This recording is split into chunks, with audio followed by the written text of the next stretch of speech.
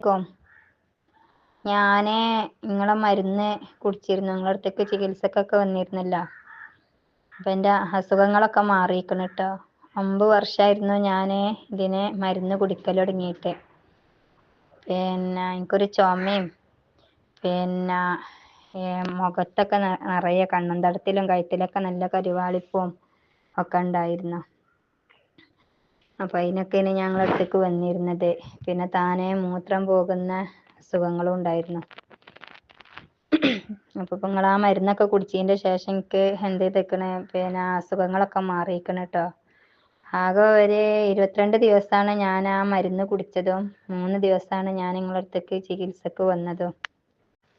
ഇപ്പൊ 9 വർഷത്തിന്റെ ശേഷം, അല്ല 10 വർഷത്തിന്റെ ശേഷം ഈ വർഷത്തെ ഫുള്ള് നോമ്പെടുക്കാൻ കഴിഞ്ഞു. എനിക്ക് വീണ്ടും ചുമ വന്നിരുന്നു ട്ടോ. നീരിറക്കത്തിന്റെ ചുമേന്, പഴയ ആ ചുമല്ല, നീരിറക്കത്തിന്റെ ആ ചുമ ഒക്കെ ഉണ്ടായിരുന്നു. അപ്പം മൂത്രം പോകുന്ന അസുഖങ്ങളോ അങ്ങനെ ഇതൊന്നും ഉണ്ടായിട്ടില്ല. പിന്നെ കയ്യിന് ഭയങ്കര വേദനയാണല്ലോ, ഷോൾഡറിന്റെ ഭാഗം. അപ്പൊ ആ ഭാഗത്ത് ആ വേദനയും, കൈ തിരിക്കാനും നിസ്കരിക്കുമ്പോഴായാലും അലക്കിയത് തോരിടുമ്പോഴൊക്കെ ആയാലൊക്കെ ഇപ്പൊ നല്ല ആയാസമുണ്ട് കയ്യിന്. ഇപ്പൊ ആ വേദന എങ്ങോട്ടാ പോയി എന്നുള്ളത് തന്നെ അറിയില്ല. വേദന ഒക്കെ നിങ്ങളുടെ അടുത്ത് വന്ന് 4 ദിവസം കൊണ്ട് തന്നെ മാറിയിരിക്കണ് ട്ടോ. പിന്നെ അങ്ങനെ മരുന്ന് കുടിച്ചിരുന്നു. തന്ന ഗുളികയും പൊടിയും പിന്നെ ഒരു ഓയിൽമെന്റ് ഒക്കെ ഇല്ലേനോ, അതൊക്കെ തേച്ചിരുന്നു. നല്ല ആശ്വാസമുണ്ട്. എന്ന മാതിരി തന്നെ എൻ്റെ മോൻക്കും ഉണ്ടായിരുന്നല്ലോ. അപ്പൊ മോൻ്റെത് നല്ല സമാധാനത്തിൽ തന്നെയാണ് ഇപ്പൊ പോകുന്നത്. മോനിപ്പം പണിക്കൊക്കെ പോകുന്നുണ്ട്, കുഴപ്പങ്ങളൊന്നുമില്ല. അപ്പൊ നല്ല സമാധാനമുണ്ട് അസുഖങ്ങൾക്കൊക്കെ ട്ടോ.